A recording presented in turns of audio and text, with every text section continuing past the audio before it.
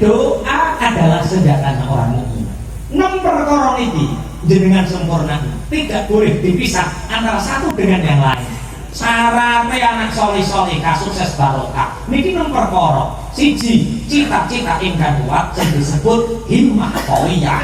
Sing nomor loro, al-ulumul wasi'ah, ilmu ingkang luas. Sing nomor 3, kebahagiaan. Sing nomor 4, pergaulan ingkang sae. Nomor 5, panganan ingkang halal. Nomor 6, donga ingkang mustajab.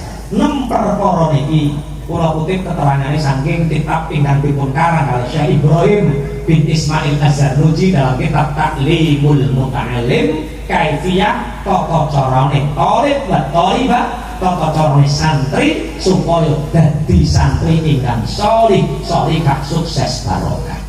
Iki sangun cekap saking kula, mugi-mugi wonten barokah manfaatipun.